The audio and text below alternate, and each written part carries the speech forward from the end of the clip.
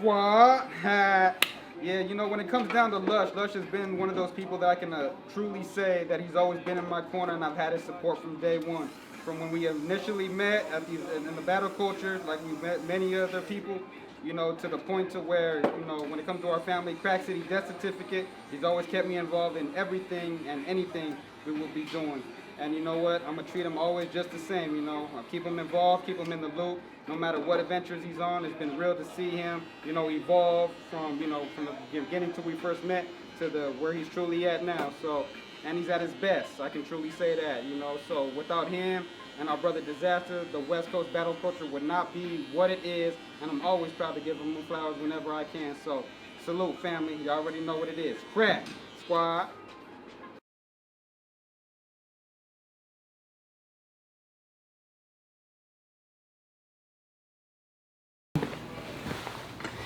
Straight from Cali where it's sunny, ain't a damn thing funny.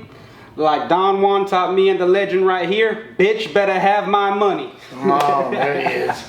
Out the gate with it. West World, it's your boy Young YC, Young Cal, coming at y'all live with another special episode of CALi. And right now, I'm honored with a man on the West Coast who needs no introduction, but I'll allow him to do so anyway.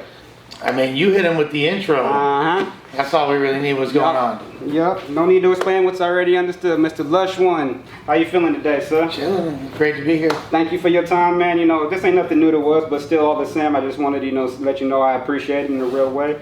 And, you know, just out the gate, one thing that I definitely like to do is allow my guests to, you know what I mean, just give them, you know, a little origins, you know, on their backstory, you know what I mean, on, well, you know, what it was like coming up and, yeah, where they're from and everything, sir. So, yeah. Yeah, born and raised west side of Los Angeles, 80s baby, early 80s baby, very early 80s baby. Been immersed in hip hop culture my whole life. Absolutely. Started really trying to push the line as an MC, late 90s. Moved to Oakland, California in 2001 to pursue the burgeoning independent market out there. I've always loved the do-it-yourself, grassroots, independent mentality. You know, out the trunk, dirt hustling of the Bay. So you know, moved out there kind of to get it because growing up in the shadow of the industry, it was kind of I was turned off by that. So I was like, let's seek out an alternative path to what everybody around me is doing. So and then wound up kind of through joining my original rap group out there, Delinquent Monastery, Delmon Crew, through us not really getting booked at the local shows we wanted to, we started even in the independent market going ultra independent, and they're like, hey, it's like the field of dreams. If you build it, they will come. So we started throwing our own shows, and then we became, through that and the shows we were doing, getting bubbling to the point where, damn, we forced the entire scene to come to us, started to take off. And because I was out of the crew the most comfortable with freestyles, I started doing a lot of battles. That led me to curating battles, and then the grind time movement, which I was one of the originators of, wound up taking off. And during the YouTube era, it was like, and fast forward about 15, 16 years, and responsible for well over 1 billion views on YouTube, curating and hosting battle rap content, continuing to put out music, and now I am a podcast host on No Jumper. So yeah, it's been crazy. Label owner, Snow Cone Records, CEO, GTX, all the above. Resurgence of Grind Time. So yeah. Yeah, and that's definitely how I'm sure how a lot of people are, familiar with you, for mostly it is for battle rap, you know what I mean? And it's almost like, would you say like battle rap kind of, you didn't even choose battle, like kind of battle rap chose you, you know what I mean? You were always just, immersed in it most of the time. Would you say that's how it was, or did you? Well, I mean, like when I started, battling is just part of the skill set of being an MC. Of course, yes. I never considered myself a battle head. I've just always been a hip hop head, and that's just of all the different ways you challenge yourself as an MC, from making records, doing shows, freestyling, doing ciphers and all that. Battling is just part of the skill set. So, and then at a certain point, I got really into it because I realized, like, you know, you could I could perform at like 10 shows, Right. but the impact one battle would do was like greater than that. And then I kind of realized, like, damn, in order for me to continue to gain recognition for the squad, I'm just going to keep leaning into this. And then it kind of went into curating. And because I won't even say that because I was the most organized of the homies, I'll say it was because I was the least disorganized. Right. And it just wound up kind of taking on a life of its own. When battle rap started, it was the journey, not the destination. And at a certain time, that kind of switched, and now battle rap is its own fully self-sustaining industry, and which is dope. But to me, it was always just like the ends to a mean of the means to an end of furthering my hip hop career. What do you find more rewarding? Because I know you've been there, done that. You've done everything as far as battle rap is considered, from hosting, from putting together events, to being a battle MC yourself. What did you enjoy most? Would you say? From fly fishing to badminton. What as far as just battle rap or just hip hop in general? You mean? We'll go both. As far as battle rap, I really like the idea of being able to put other people on. Yes. That you know, I'm passionate about putting forth the greatest amount of talent possible. Really, you know, for many years, and this has changed now, California's always been like in the shadow of New York. You know, I always saw like, damn, where we from? I knew we had an amazing amount of talent, but people were always looking out east because that's the Mecca. Hats off, salute to them. Like, if it wasn't for New York, we wouldn't be out here. If it wasn't for the Bronx. But, you know, especially got to acknowledge that in this now 50th year of hip hop culture, 50th anniversary. But, you know, I knew that our section deserved that look. So being able to bring together people and curate talent from this section and help further people's lives and get people to a point where, you know, they're supporting themselves and their family, because it's not like I really did anything but shine the light on them. It's like the talent was already there, so, you know. You just giving them a platform to, you know, to display it on. And you have definitely done exactly that. You know, you have given us, you know, countless battle artists, you know, and legends, you know, now. And one of them, you know, being our brother Diz. Absolutely. You know, that's the golden child. Yes, sir. You know, I really don't. At the end of the day, there is no me. There is no Lush One without Disaster. Like, every step of since we met each other, he's been a part of every step of my development, and you know, he's, in my opinion and the opinion of many others, like the most impactful and important and influential and including myself, overall greatest battle rapper of all time. And so to have even a small hand in his success has been amazing. But, you know, I look at this point, he's, you know, just my brother. It's not even like that, but I just want to see him continue to thrive and do well. You've been up front, you know, for almost every single battle, if not, one of his battles, if not every one. Do you have a favorite one? Damn, favorite Diz battle?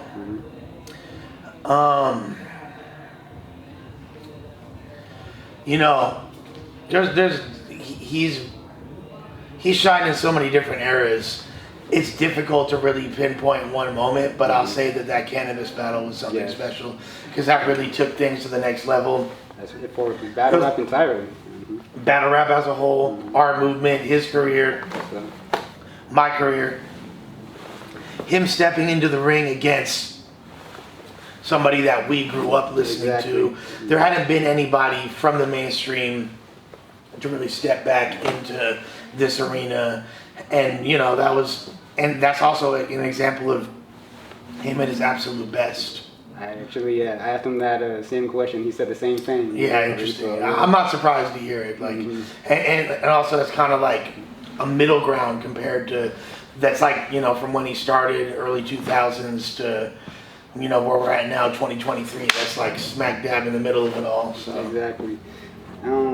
As somebody who's been there for every single era of battle rap, where do you see the future leading to? People ask me that question a lot, and what I've been saying is, within battle rap is bigger than it's ever been.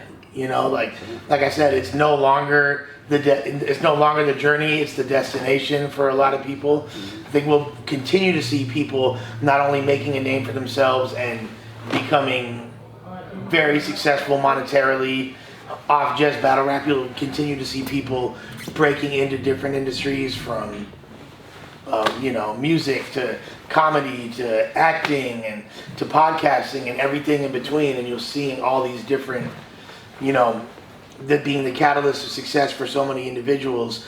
But what I really see in battle rap is, within the next few years, every single major streaming platform will have their own battle rap league and content hub associated with it. That includes everything from HBO Plus to Netflix, Hulu on down.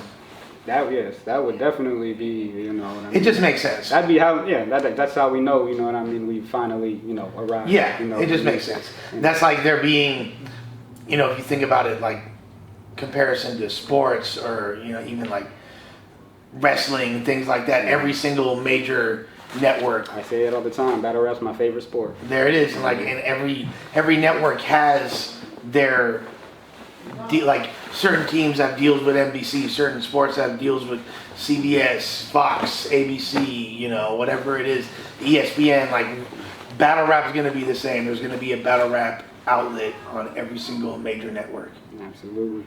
And, you know, I know your life and your legacy, you know, extends even further than battle rap. You know, I know you, as you said, you love your love for being an MC. You know what I mean? It still exists, and you love making music. You know, can we talk about, you know, your like who have been like your inspirations, and, you know, like or is there anything in the chamber you got coming up soon? Well, you know, as far as the music goes, like, you know, I'm 41 years old at this point. I'm never gonna stop, but my dreams of being like a rap star I'm kind of past that at this point. I think I kind of came to terms with that literally within the past couple of years. It took me that long, because I still, and, you know, that's not to say that I'm not going to continue to hone my craft. I have a bunch of music still in the chamber. You know, I'm recently, even as recently as a week and a half ago, had a song debut on the what's it called, network, the Peacock network, in a film called Sick that my brother John made. So I was getting ready to watch that today too. Yeah. Go make sure I do. Yeah. So I got to join on there. Me and my bro Mikey D from Queens, produced by Phantom on the Beat. We got, so yeah, like that's never gonna stop, and it's, you know, but that's not my primary revenue stream. And being able to remove myself from the paper chase of hip hop as well as battle rap, it actually gives me a lot, it makes it a lot more fun, and I can just kind of do what I want with it without really having to worry about appeasing or appealing to a specific audience, and I can just go in as much as I want and just have fun with it. And at the same time, like, who knows, I might even make me more successful than I ever was. But yeah, at the end of the day, you know, I'm inspired by, I love the youthful energy, I love the new shit, but I love the people that have been able to transcend generations, the Jay-Z's, the Nas's, the, you know, the E40s and Too Shorts, and everybody that's, you know, Snoop, like, been putting it down for this whole time. I had to ask, because I don't know if you remember, you and I were at an event, you know, not so long ago. Little top five combo? Top five combo. Yeah. Has it changed since then, or have you thought of anyone else to add to the list? I have, like, so there's, like, when you have the top five thing, first of all, every top five has to have at least 6, or else it's not a real top 5. An honorary mention, yeah. Yeah. Like, if you don't have 6, you don't have a real top 5. Right. But as far as like there's like all-time top 5, then there's my personal top 5, then there's my current top 5. So these are like, it's a very nuanced conversation. Then there's like regional top 5, like who's my favorite in Cali, and then I could be like, who's my favorite in the Bay as opposed to LA, and then what's my top 5 in the South, and oh, absolutely, yeah. my top 5 in Houston, New Orleans, Atlanta, top 5 in every borough in New York. So I have a top 5 in all those lists too, you know. But I think you and I were talking about, like, I guess who we just felt like were the top 5 of all time type of thing. And I think I may have actually mixed mine with, like how you said, like the top 5 who inspired us too. Right, you know, yeah. the It's same like thing. a very nuanced conversation. Absolutely, yeah, and and now as you said, you moved on into being a personality on the world famous No Jumper podcast, the Yes, number one podcast in the world. What has the experience been like for you thus far? I know you just recently made it official. So how's it? Well, dude, it's like, the thing is, it's been really rewarding, and it came into my life at a time when it was very necessary, when there's a lot of turmoil. Even like, I changed my whole life, got clean and sober, and even like after that, you never know, life's gonna throw curveballs at you, and things could pop up that's unexpected, which they definitely did, and the emergence of me really like gaining traction over there at No Jumper came at a very vital juncture and crossroads in my life. What I really wasn't prepared for, I thought because I'd been in the public eye for, since like, I've been on the internet putting out content since like 2004, 2005, even before that. And I kind of thought that, especially being from battle rap, which has such a tenacious, cutthroat fan base, like, I kind of thought that there's no way what I'm walking to is going to be as volatile as that, but I was wrong, and it's actually way significantly more, because like first of all, No Jumper and like this is the biggest platform I've ever been a part of. So even at my height in battle rap, my face is on millions of views every single week now. On many different companies. And I'm saying, leagues. right, but I'm saying like from No Jumper, like millions of views of new content. So it's like, yeah, like there's retroactive views from like all the past and shit, but like, I'm saying on any given week, it's like 500,000 to 5 million views, brand new content coming out on all the different platforms too, from TikTok to, it's not just YouTube, it's all the social media platforms, all Instagram, over the place. To the point where, I get recognized way more. There's way more people paying attention, scrutinizing everything I do, and the fan base of battle rap at the end of the day, they're there for the art. So if you're doing things that they don't like, if you improve, you will get rewarded for it. You know what I mean? And people they might have a glimpse into me talking and doing commentary a little bit here and there, or like they might see me in some interviews like this or whatever. But the main window they have into me is when I'm hosting. So I'm talking for 45 seconds, pretty much in character, which is it's not when I say in character, it's not it's disingenuous. It's an extension of me as a person. It's part of who I am. Turned up a little bit. And just with consciously trying to entertain people. Right. So with No Jumper, it's hours upon hours every single week of me just talking. So people really think the audience, which is diehard and a little bit younger than the battle rap audience for the most part, they really think that they know you and are a part of your life. And so it's this weird symbiotic relationship between the audience and us, and they're really, really, really invested in it, really way more cutthroat than the battle rap fan base, and crazy shit's happen. They'll dig up every single aspect. They'll find your preschool teacher's maiden name and how many dogs they had and where they lived when they were in fucking after their second marriage. It's crazy how detailed and obsessive they are. So I've had to deal with a lot of shit, but it's definitely been a learning experience, and the rewards outweigh the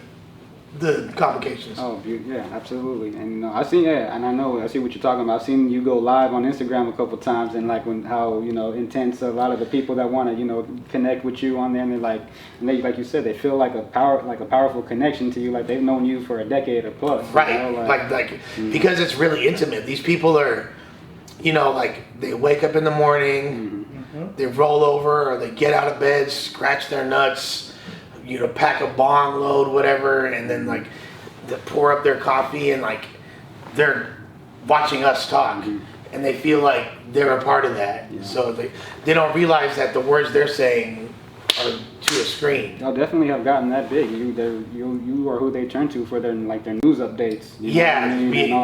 Their news, their it gets really, really deep. But it's been it's I wasn't expecting the learning curve to be as sharp as it was, but it's been interesting. Yes, sir. And then what I love is that we're getting ready to start releasing GTX battles via the platform.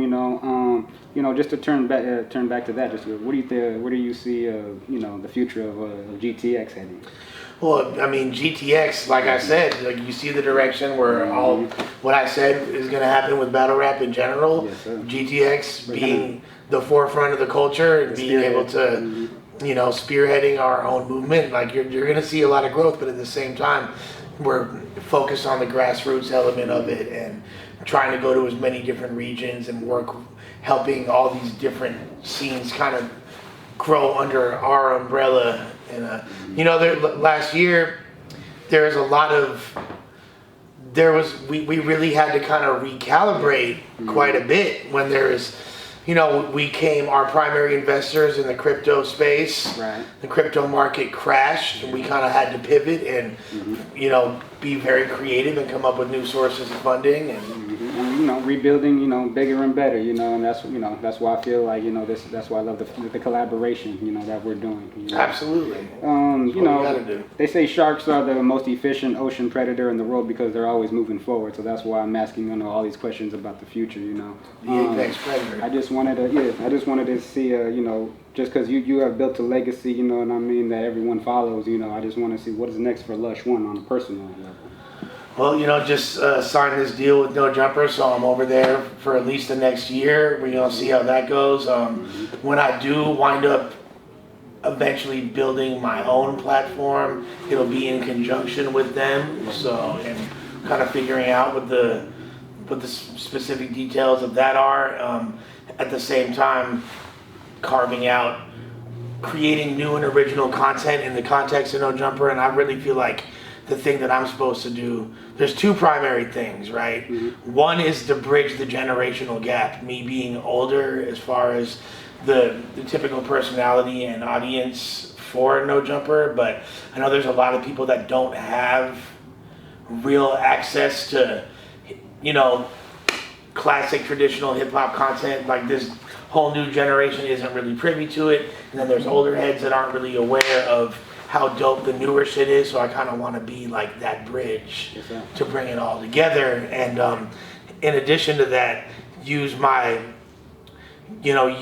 platform for a greater purpose as far as recovery and mental health and normalizing these conversations and creating a whole empire in that field as well to help as many people as I possibly can, because I know that everybody on the platform on No Jumper gets, we have a lot of fans, and we'll get hit up by hundreds if not thousands of messages every single day, but I know that the messages I get are not like anybody else's. Oh, right.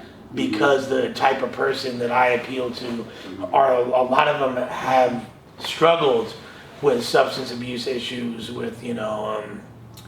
with self-harm and suicidal ideations and things like that, and they've seen me transcend these experiences despite whatever obstacles have come my way, and I think that is a catalyst of inspiration for them. So I want to do right by all them, and at the end of the day, God didn't give me what I got without me giving it away. So Amen. I think actually it is. I agree with you. I think it's very imperative to start, having those conversations and making them normal. You know what I mean, about how significant it is to take care, to take care of your mental health. And if you're coming out of, in a space of addiction, there's definitely someone you should always reach out to. It's definitely affected my life. Some of my loved ones. I mean, it's affected everybody. Oh, absolutely. Addiction does not discriminate age, race, socioeconomic background, gender orientation. It covers the gamut. Facts.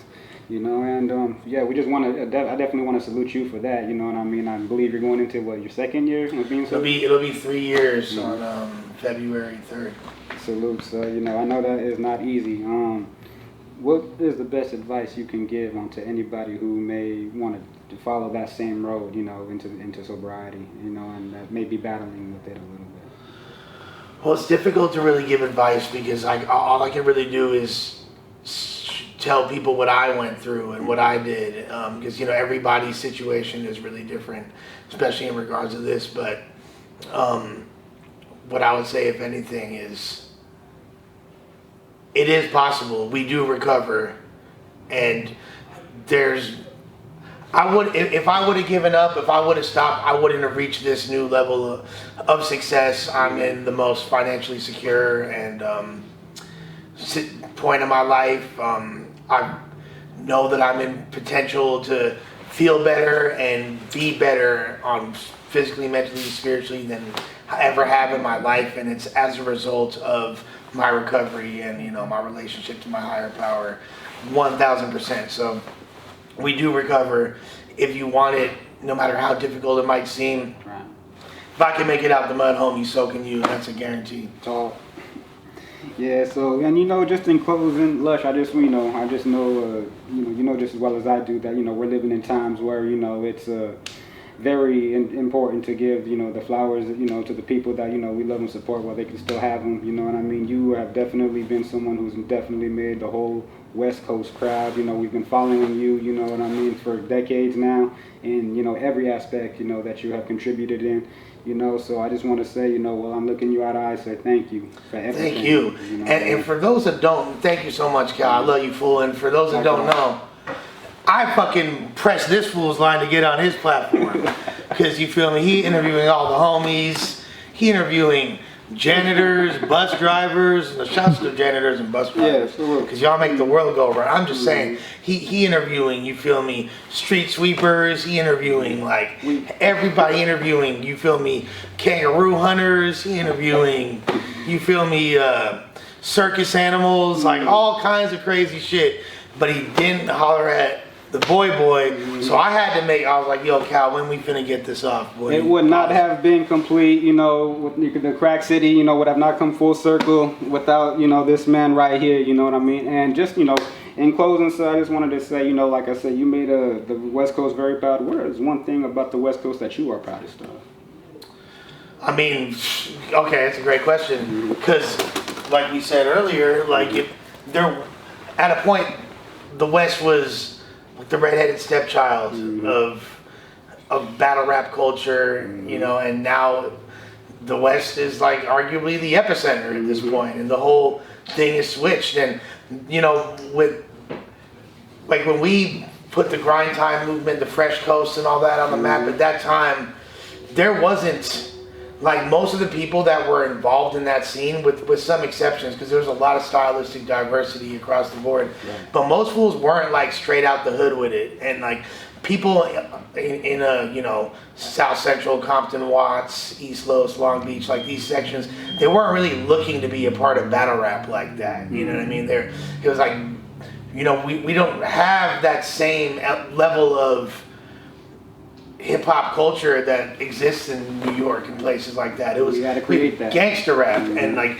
now it's there, and now like because of the Geechee Gottis and the Daylights and all these different people, the B Dots and all that, like there's now like a template, you know, like for the girls there's RX, you know, like there's now this template for you can have a career in battle rap. That's right. And you know, battle rap is an outlet for young kids in the hood who are trying to better themselves. It's like created a whole new lane. So I'm proud of us for that. You know, that absolutely. when you go to sections when you go to Compton or Watts and, you know, these different parts of the city, you might you in a crib or you at a barber shop or something, like you might just see a battle on. You might hear people talking about the latest Rum Nitty battle and things like that, which was never the case before. So that I'm proud of us for that 1,000%. That evolution, you know what I mean, was definitely spearheaded by you in a real way, sir. So that's one of the reasons why I said I had to just let you know thank you, and we appreciate you for real, sir. Glad to be a part of it.